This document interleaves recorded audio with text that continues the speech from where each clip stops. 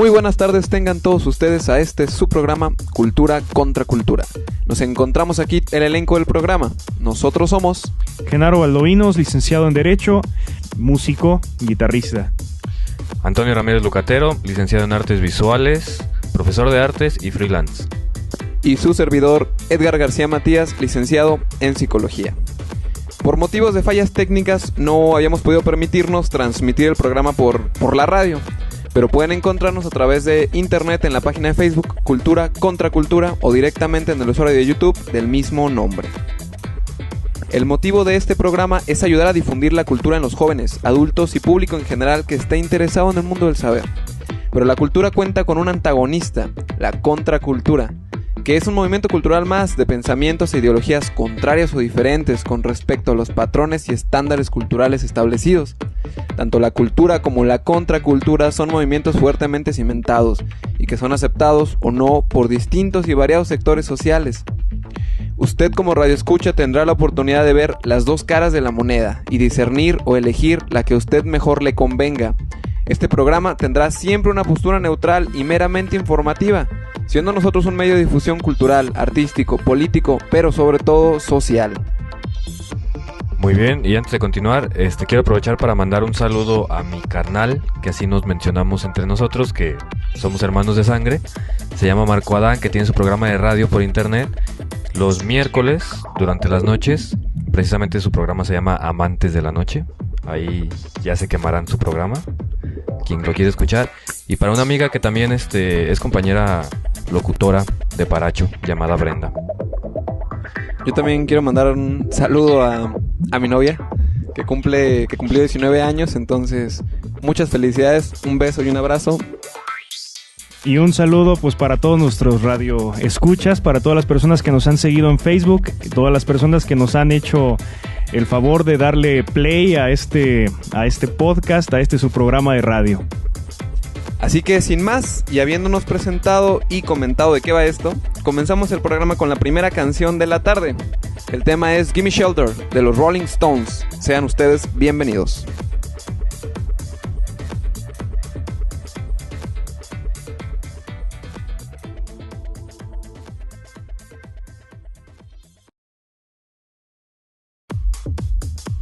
Regresamos al programa Cultura contra Cultura y en este momento vamos a entrar en materia de recomendaciones tanto de cine, televisión, libros e internet.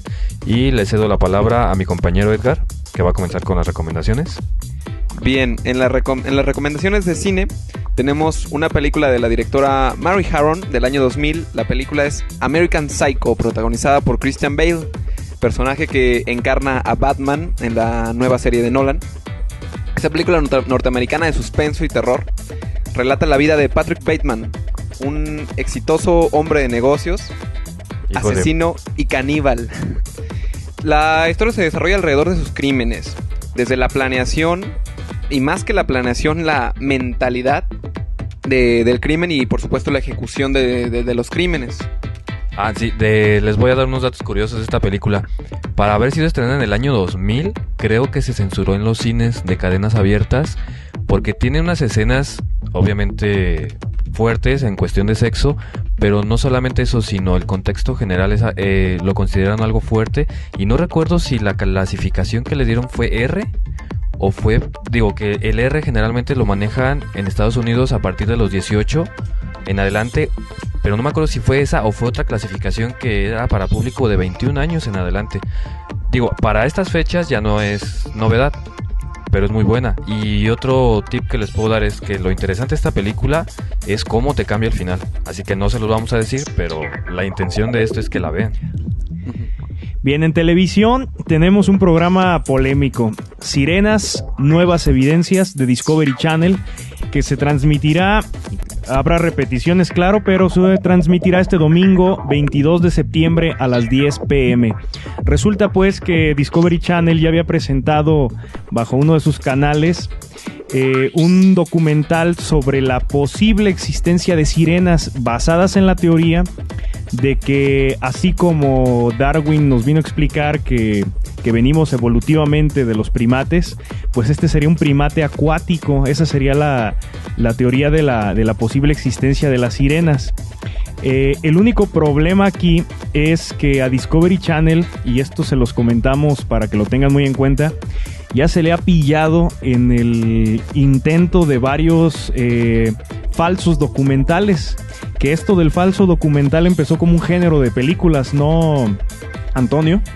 Ah, sí, bueno, no tengo el dato preciso, pero sobre este mismo tema hay una película que en este último año llegué a ver, precisamente que manejan ese hilo de narrativa sobre un falso documental. No sé si cabe mencionarla. Yo creo que una película de falso documental que muchísima gente vio es el proyecto de la bruja de Blair, en el cual la idea es que los chicos van a filmar a la bruja, pero en realidad, bueno, no se dice expresamente que es una película, se te da esa como intriga para que pienses que fue verdad. Otra también muy actual que pueden recordar respecto al tema de los documentales es la de Actividad Paranormal, precisamente, que también, si bien es un video documental, también está con esa intención de ser real. En realidad las personas no murieron, ustedes pueden consultar internet y buscar a los actores y todo este tipo de mitos pues giran en torno a la mercadotecnia.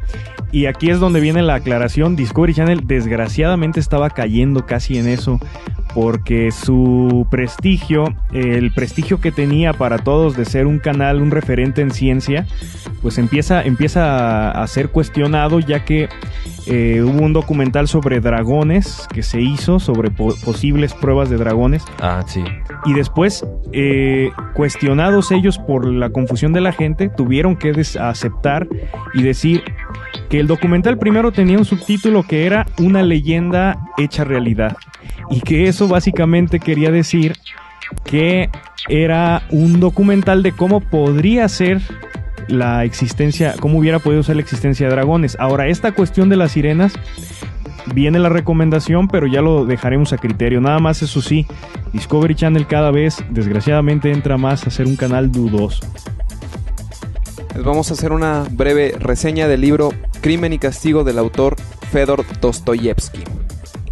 Las novelas no son más que las crónicas del inconsciente, son bosquejos del interior de nuestro ser, de nuestros pensamientos y emociones, plasmados en tinta y papel, presentes allí para que cualquier otro las tome y escudriñe en el interior de nuestra alma, para que otros experimenten en carne propia lo que nuestra mente vive día con día. Crimen y Castigo es el relato del crimen de Raskolnikov, desde su planeación, su ejecución, su consecuencia y principalmente su castigo. Un castigo que el protagonista vivirá más allá de los barrotes del presidio. Es un castigo que vivirá en la prisión de su mente. La novela llevará al lector a experimentar el sentimiento más humano de todos, la culpa, y por consecuencia, el arrepentimiento. Dostoyevsky después en el libro, hay que mencionar esto, tanto Crimen y Castigo como Los Hermanos Karamazov, para todas las personas que no han escuchado, es una de las, se considera de las cumbres literarias de todos los tiempos. Y en este sentido, pues tenemos opiniones de todo tipo. Freud, cuando se pone a analizar como experto de la literatura ciertos pasajes que hablan de la psicología humana, menciona a Dostoyevsky como uno de los referentes más confiables, vamos, un literato hasta antes de Freud. Según el mismo Freud, era uno de los mejores psicólogos de todos los tiempos, que era precisamente Dostoyevsky. También, desde un punto de vista jurídico, me platicaban un abogado precisamente, que es muy interesante el concepto de culpa que acongoja a Raskolnikov. Decía que una persona no puede ser juzgada si ésta no se arrepiente por los crímenes que cometió. Bueno, el concepto siempre es el eterno debate, el eterno debate de que la culpabilidad se basa en la autoconciencia de lo que se hace, ¿no?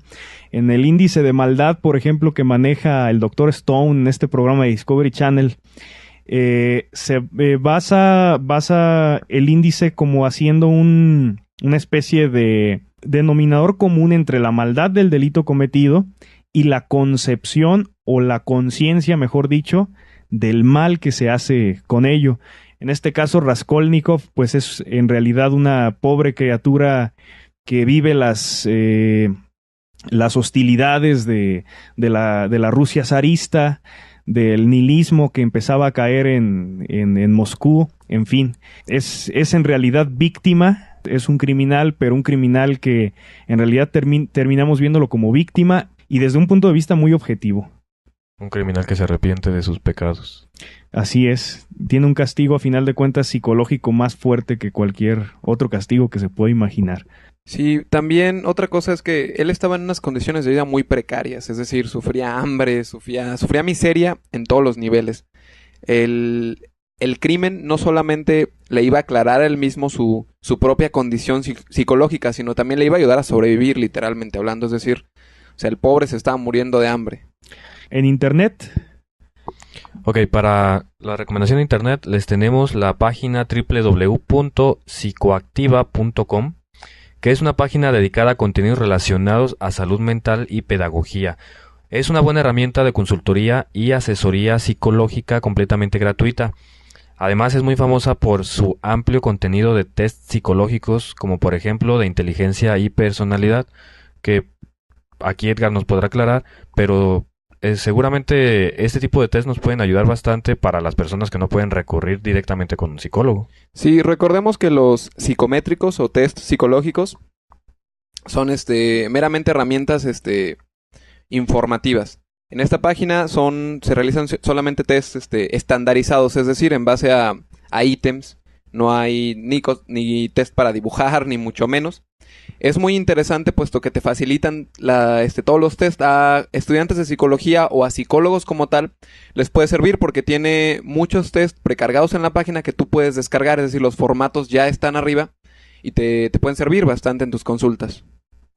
Bien, hay que recordar nada más, psicoactiva se inicia de acuerdo a la etimología con P, es P psicoactiva. Últimamente se utiliza la aberración de escribir psicólogo o psiquiatra con nada más S, S-I, psicólogo, pero en realidad por su etimología grecolatina, pues se utiliza, el prefijo no recuerdo si es griego o latino como tal, pero se utiliza, viene de psique, e incluso la pronunciación de psique, ¿no? Para que lo busquen con P, psicoactiva. Finalmente tenemos la invitación a un evento que se realizará aquí en nuestra región. Recuerden que estamos en la región noroeste del estado de Michoacán. Va a ser un pequeño festival de blues organizado por la Casa de la Cultura Javier Vargas Pardo, que tendrá lugar el próximo viernes, que es 27 de septiembre, a las 8:30 de la noche. También recordarle al auditorio que nos escucha que los contenidos que estamos transmitiendo por la radio, poco a poco los vamos a ir actualizando en nuestra página de Facebook del programa, que tiene el mismo nombre, Cultura contra Cultura, para que si tienen dudas sobre este tipo de situaciones, como lo que es cómo se escribe la página, los eventos que estamos anunciando aquí en el programa, los puedan consultar. Y si tienen más dudas, igual, ahí nos pueden consultar tanto con los contenidos como contenidos extra que no estemos hablando. Bien, y habiendo terminado la sección de recomendaciones, continuamos con la segunda canción del programa. Esto es Roadhouse Blues, del grupo The Doors.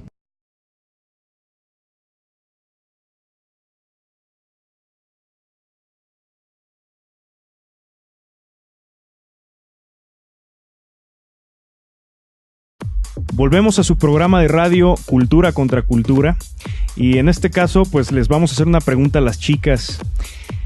¿Qué pensarían de ser invitadas a cenar, a salir o empezar a ser seducidas por un hombre blanco de complexión atlética, digamos de 25 o 35 años, encantador y además con un sentido de la sociabilidad maravilloso, que aquello que a ti te emociona logra captarlo y hacértelo llevar a extremos que jamás habías imaginado y tú caes rendida probablemente en la seducción?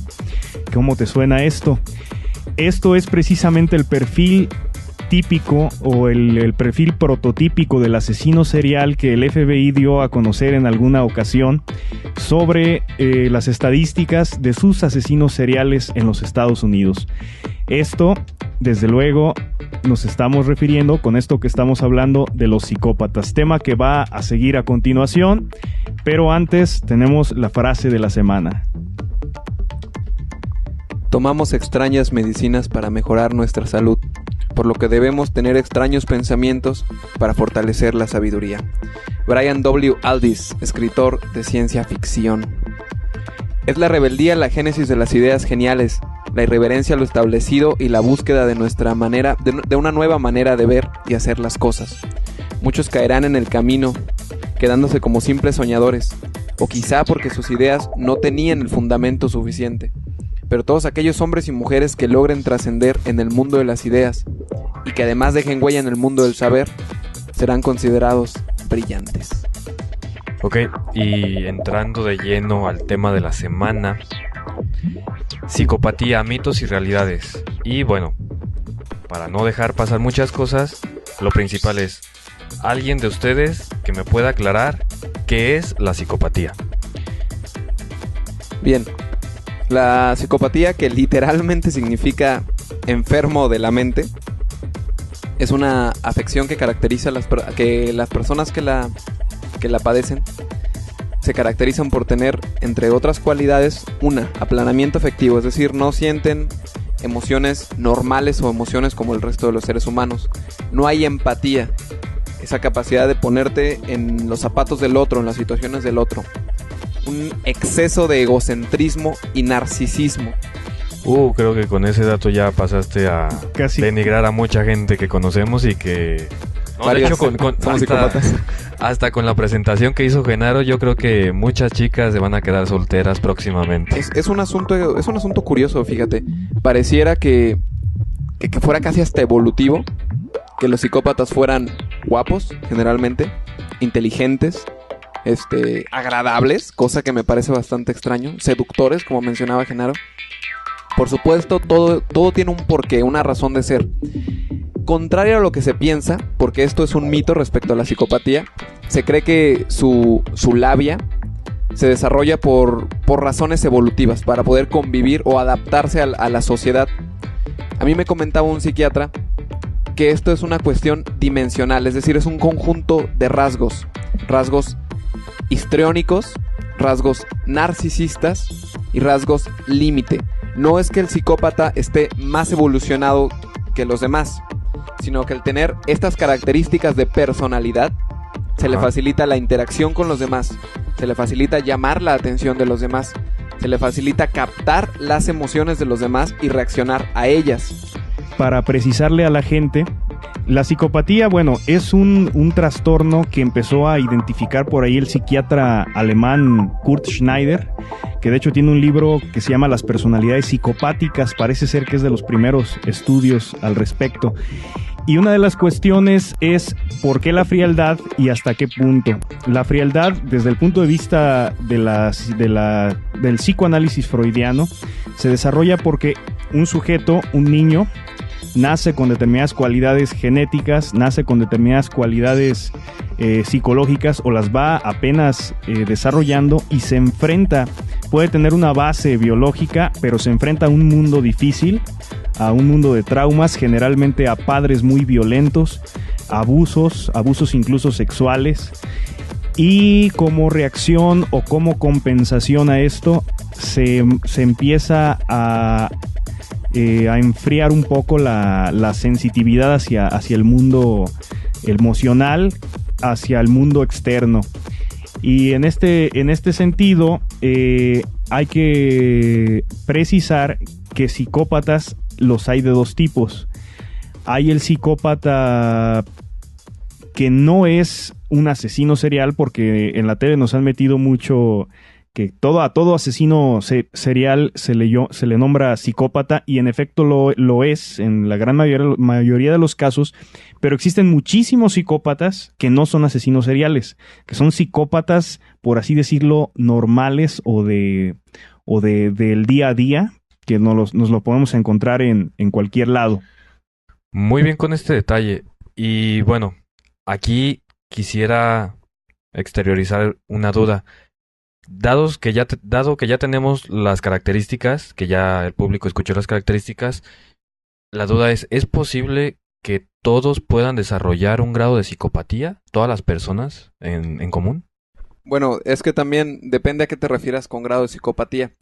No todos tenemos el mismo nivel de empatía o sensibilidad emocional o interpersonal, no todos tenemos el mismo nivel, es decir, tú no detectas las emociones igual que todos o no sientes empatía igual que todos. Esto no te convierte en un psicópata. Por supuesto, no dejamos de ser animales y tenemos instintos como tal, el instinto de defensa o desde un punto de vista freudiano el de muerte, por ejemplo. Pero eso no te convierte a ti en un psicópata.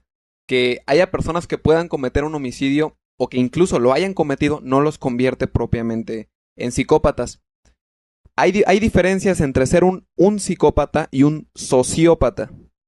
El psicópata no necesariamente tiene sentimientos de aversión hacia las normas o hacia la sociedad en general. No necesariamente. No necesariamente tiene que ser, como comentaba Genaro, un homicida. Ok. El sociópata, si bien tampoco necesariamente tiene que ser un homicida, sí siente aversión y siente desdén contra las normas establecidas, contra la sociedad en general. Generalmente, precisamente los que matan o los que se convierten en asesinos seriales son psicópatas sociópatas. No sé si me doy a entender.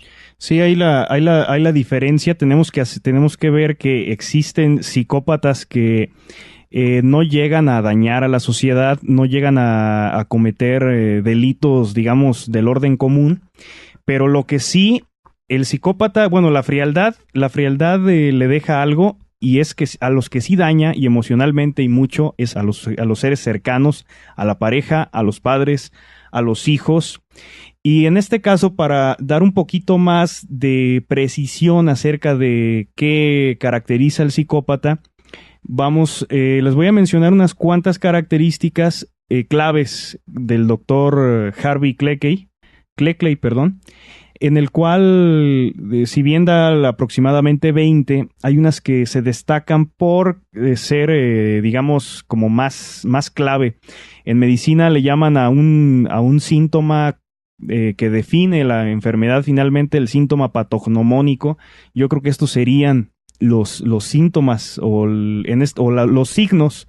La diferencia entre signo y síntoma es que el síntoma lo siente el paciente, el signo lo interpreta el médico.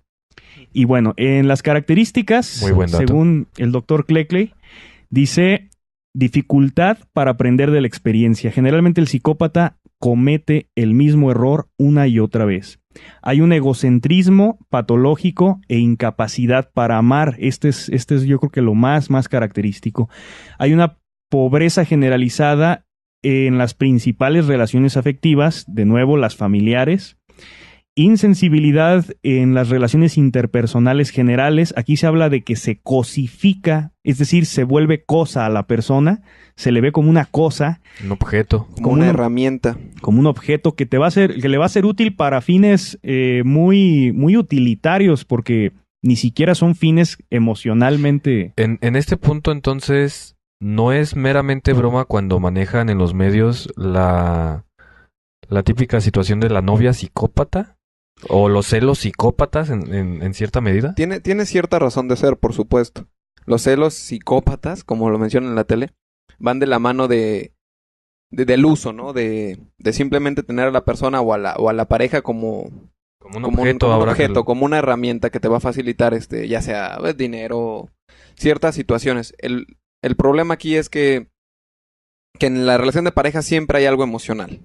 Y bien, otros 2 puntos del doctor Cleckley es vida sexual impersonal, frívola y poco estable. Y la incapacidad para seguir cualquier plan de vida. Generalmente el psicópata tiene una vida que aparentemente a veces se proyecta, pero no la puede seguir. Tiene muchos proyectos, tiene muchas ambiciones, pero los típicos errores en las relaciones interpersonales les hacen caer donde mismo, ¿no? Pues suena bastante complejo e interesante. Y bueno, ahora, la otra pregunta es esta. ¿Cómo saber quién nos puede diagnosticar o qué tan difícil es el diagnóstico de psicopatía?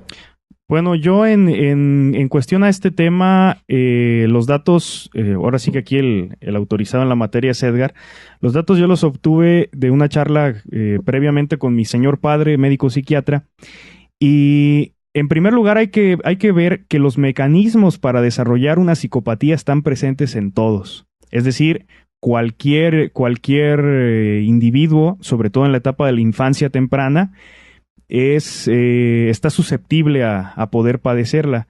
Ahora, generalmente el diagnóstico se hace en base, ahora sí que no hay signos ni síntomas muy claros, es una enfermedad, es un trastorno de la personalidad, pero se hace más a la historia de vida, no, en base a la historia de vida, perdón. Edgar, ¿no es cierto? Sí, de hecho, para diagnosticar como tal psicopatía, se tiene que hacer un diagnóstico, como tú comentas, biopsicosocial. Es decir, cuestiones orgánicas, cuestiones mentales y cuestiones con respecto a la historia de vida o al contexto en el que se desarrolló o se desarrolla el individuo. Hay ciertas pruebas de laboratorio que pueden identificar que no funcionan bien ciertas áreas del cerebro, como la corteza prefrontal, el sistema límbico o la amígdala cerebral, que son secciones del cerebro que generalmente están alteradas en los cerebros, en el cerebro de un psicópata. Son áreas encargadas o que están relacionadas con la conexión emocional, es decir, las emociones, sentir amor, sentir empatía, etc. Por supuesto, como comentamos, el psicópata no siente amor, no desarrolla empatía. Si bien puede entender o adaptarse a las emociones del otro, él no puede sentirlas como tal. Por eso cosifica a las personas. Como un método de defensa. Él no las puede ver como seres que sienten o seres que son sus iguales. Simplemente él interpreta y emite una respuesta. Bien, otras características más, ahora según el investigador en psicología criminal, el doctor Robert Hare, bueno, hay que recordar que la Real Academia Española de la Lengua dice, bueno, que cuando no se sepa la pronunciación exacta de un idioma, la podemos leer literal. Dice, además, estos signos: tendencia a mentir de forma patológica, estilo de vida parasitario, historial de problemas de conducta desde la niñez, falta de metas realistas a largo plazo. Esta empieza a asimilarse mucho a las anteriores observaciones de Cleckley, de las que hablamos, historial de muchos matrimonios de corta duración, y finalmente el doctor Robert Hare estima que el 1% de la población es psicópata, mientras algunos estudios incluso llegan a marcar el 6%, lo cual es muchísimo. Estamos hablando de... ¿Eso respecto a la población mundial? De índices muy altos respecto a la población mundial. Son 70 millones de psicópatas. Serían 70 millones, pero hay una cosa que aclarar antes. Estas señales no las deben ustedes interpretar literalmente. No, ese diagnóstico lo tendrá que ser un profesional de la salud. En este caso, tenga cuidado, o sea, son meras orientaciones. Créame, si usted es psicópata, no le va a interesar saber. Complementando un poquito la pregunta que hacías, Tony, ajá, respecto a cómo identificar a un psicópata, mira, de manera observacional, yo te diría que es prácticamente imposible. Son personas en apariencia completamente normales. Como hemos mencionado varias veces, son personas generalmente, por no decir siempre, agradables, simpáticas, bien parecidas, que incluso gustan de ayudar a las personas en apariencia. Y en cuando menos te lo esperes, crán. No necesariamente, pero sí, si estás en su patrón de víctimas. Si se trata de sociópatas, porque si se trata de un psicópata, lo peor que pasa es que te estafe. De hecho, esto es lo más común.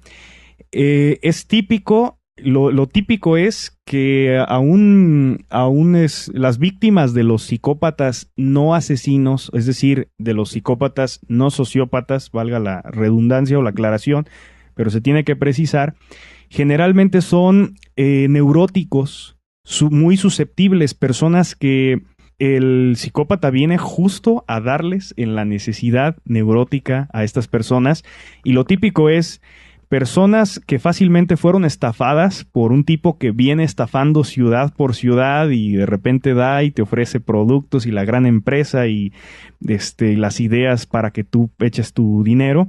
O la otra es mujeres estafadas que las llegan a obligar emocionalmente. Son la principal víctima las mujeres. Las exprimen y en cuestión de un tiempo, adiós y la que sigue y vamos. Pues en este tema, hablando de ejemplos, bueno, ya todo mundo ha visto a la hora de la comida ciertos programas que todos los días les muestran esos casos. Y otro detalle con este tipo de, más bien con el tema, que sí me gustaría aclararles también y sacarme a mí de dudas, como a muchas personas que nos pueden estar escuchando, hay muchas series norteamericanas que manejan estereotipos muy marcados en cuanto a personas, independientemente de que asesinen o no, pero que podrían encajar con el perfil del psicópata.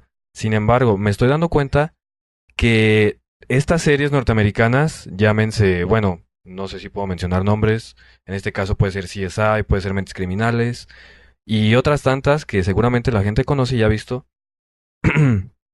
donde un perfil, o más bien un estereotipo, que me causa inconformidad con dentro de la charla, es esa persona que se la pasa sola, que es antisocial, que tiene esos rasgos, no de nerd, pero sí de una persona que parece no estar madurando en su aspecto físico. Y realmente hay personas así con ese perfil de psicópata, o esos estereotipos solamente los han formado para estas series. No, sí, por supuesto hay personas así. Otra serie muy buena respecto a la psicopatía y que ejemplifica muy bien la psicopatía sociopática es la serie norteamericana Dexter. Una característica del psicópata homicida es que ellos tienden a siguen un patrón, es decir, las víctimas no son elegidas al azar, tienen características similares y generalmente hay una función social al cometer el homicidio. Por ejemplo, si tú matas, si el psicópata mata indigentes, él puede decir que la razón por la que él mataba a los indigentes era porque estos le hacen un mal a la sociedad. Ahí se podría comentar, bueno, entonces él está desarrollando un lazo afectivo con la sociedad. No, le afecta a él. Y él cree que la sociedad debe ser así, desde un punto de vista egocéntrico, por supuesto. Estas series ejemplifican mucho ese lado del psicópata homicida. Oh, muy bien, muy bien. Y ya entrando en esta parte del tema, ¿qué otros ejemplos, no sé, tanto pueda ser del cine, como de lecturas, como de televisión, podríamos recomendarle a las personas que nos están escuchando para que les quede un poco más claro todo esto de lo que estamos hablando de la psicopatía? Un ejemplo, yo creo que prototípico al respecto es la serie que todos hemos visto que gira en torno al personaje Hannibal Lecter, que paradójico a este psiquiatra que es psicópata. Ajá. Y no hay nada más paradójico, prácticamente Sí. son los dos enemigos, son las dos antítesis, los dos lados extremos, pero bueno, aquí la ficción los une y a ver qué sucede, que un psicópata tenga todas las herramientas de un psiquiatra. Esta serie es muy característica en cuanto a esto y a los personajes que rodean las historias. Muchos de los personajes a los cuales asesina Hannibal Lecter, el doctor Lecter, Ajá. son precisamente psicópatas, y él lo hace también con una especie de sentido de limpiar a la sociedad de estos indeseables seres. Y puntualizando en esta recomendación, es una serie de 3 películas, si mal no recuerdo, que es El silencio de los inocentes. Fue la primera. Ajá. La segunda, ¿cuál? Es ¿Cómo? Hannibal, dirigida creo que por Ridley Scott. Y la tercera es la de Dragón Rojo, si no Y me equivoco. hay una precuela Ujú. que se llama Hannibal, el origen del mal. Sí, así es. Ah, ok. Entonces, para que no tengan duda y ya sepan en qué momento, si llegan a verla en internet, en algún lugar donde vendan películas, véanla. Entonces, pues mucho cuidado con los psicópatas, pero sobre todo más con el psicópata ordinario, el psicópata que estafa, que bajo su máscara de buena persona puede llegar a hacernos daño. Si bien no lo vamos a poder diagnosticar vamos a poder diagnosticar a una persona para estar prevenida, lo que sí podemos tomar en cuenta es un viejo dicho de a veces preguntarnos siempre con las personas demasiado bueno para ser verdad, ¿no? Sí, Entonces, sí. no sé si haya algo que agregar o nos vamos ya a la siguiente canción. Pues creo que quedó más que claro el tema. Ya los comentarios del público que tengan dudas, igual ya saben, nos pueden contactar por medio de la página de Facebook y vertir todas sus dudas. Sí, nos gustaría que dejaran en la sección de comentarios qué opinan ustedes respecto al tema de la psicopatía y de la sociopatía. ¿Cuál es su percepción al respecto?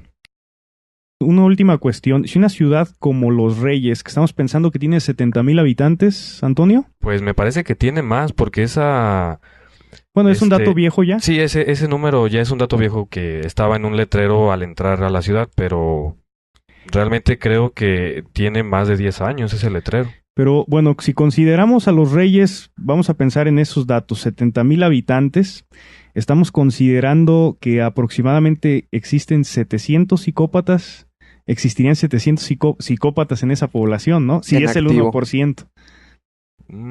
Que no todos serían asesinos, o sea... Sí, o sea, no significa que 700 personas van a acabar con el resto de toda la ciudad. Pero que los habría más bien del tipo ordinario. De hecho, el asesino serial en México casi no existía. Eran contados los casos que le había tocado investigar al doctor, al criminólogo mexicano Alfonso Quirós Cuarón, Ajá. que era pues los típicos, el Goyo Cárdenas, el Pelón Sobera. El caso más reciente me parece el de la Mataviejitas. La Mataviejitas. La Mataviejitas, así es. Esta es una aproximación. El caníbal de Guerrero también fue otro. De la Ciudad de México, un taxista y poeta que era caníbal. O sea que con esto podemos concluir que en México existen muchos psicópatas, pero no del tipo sociópatas. El tipo sociópata afortunadamente es muy poco. Sí, y lo que mencionaste sobre los que estafan, bueno, no tengo estadísticas, pero creo que es el más común, precisamente, porque no hay, bueno, hay con cierta regularidad en las noticias, en periódicos, pueden encontrar muchos datos de personas que está estafando. Me tocó ver en semanas anteriores que en una televisora que da noticias también mencionaban de cómo cuidarse de ciertas personas que estaban estafando a la población, porque se empezó de nuevo a puntualizar mucho entre la gente eso. Bien, entonces continuamos damos por terminado el tema de la psicopatía y continuamos con la tercera canción de la tarde. Esto es American Woman de The West Who.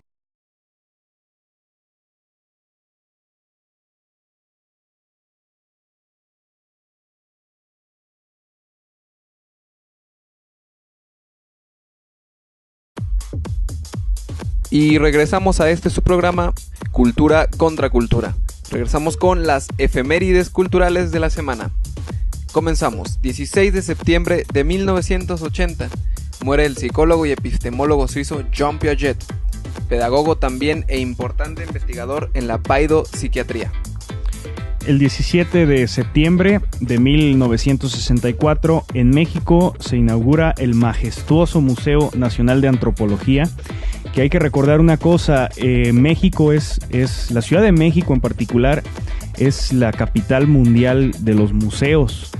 La Ciudad de México cuenta con más de 600 museos y tiene más museos que París, que Ámsterdam, que Nueva York, que cualquier otra ciudad. La Ciudad de México cuenta con más de 600 museos, entre ellos el magnífico Museo Nacional de Antropología. Y miren que ese dato yo no lo sabía. Ahora, 18 de septiembre, nace en 1901 Ludwig von Bertalanffy, biólogo austriaco, creador de la teoría general de sistemas. La teoría general de sistemas, para que un poquito puedan tener idea de qué se trata, fue una teoría que desarrolló este biólogo asumiendo que todas las ciencias tenían una estructura común y por lo tanto desde el nivel celular hasta el nivel cosmológico se podían estudiar bajo ciertos paradigmas comunes y por lo tanto se podía plantear una interdisciplinariedad en los estudios, es decir, comunicaciones entre las ciencias para obtener conocimientos que normalmente no se estaban obteniendo por la especialización de cada una. El 20 de septiembre de 1948 se lleva a cabo por primera vez el Festival Cinematográfico de Cannes, Francia. La cinta del mexicano Emilio Indio Fernández María Candelaria es uno de los trabajos premiados que participan en la edición inicial. 21 de septiembre de 1860 muere el filósofo alemán Arthur Schopenhauer, una de las cumbres del idealismo occidental y el pesimismo profundo, cuya obra funciona como puente con la filosofía oriental, en especial con el budismo, taoísmo y Vedanta. Es autor de El mundo como voluntad y representación, entre otros textos, y nace el 22 de febrero de 1788. Arthur Schopenhauer se le conoce como el filósofo del pesimismo, ya se dijo, por su idea de que la naturaleza, así muy parecida a la idea que tuvo Darwin sobre la evolución, o la idea dialéctica de Marx, de que éstas marchan sin importar qué tormentos le traigan a la humanidad. Es decir, la idea de Schopenhauer es: la naturaleza se explaya, se mueve, y el humano es una pobre víctima en ese movimiento, en el cual puede sufrir, en el cual a veces tiene gozos, pero no es más que uno de sus elementos. Bueno, aquí damos por terminado el programa. Esperemos les haya gustado. Les recordamos que estamos en Facebook, en Twitter, en YouTube, en todas sus redes sociales como Cultura contra Cultura. Les recordamos suscribirse al canal de YouTube, seguirnos en Facebook y Twitter, y como siempre, un saludo a todos ustedes. Recuerden que siempre estaremos pasando una galería de interesantes artistas visuales. En este caso, en este programa, han disfrutado ustedes de la galería del artista michoacano, particularmente de Tinguindín, Michoacán, Alfredo Ábalos Lieto Voz. Pues es todo por nuestra parte. Nos despedimos. Que tengan un muy buen día. Hasta la próxima.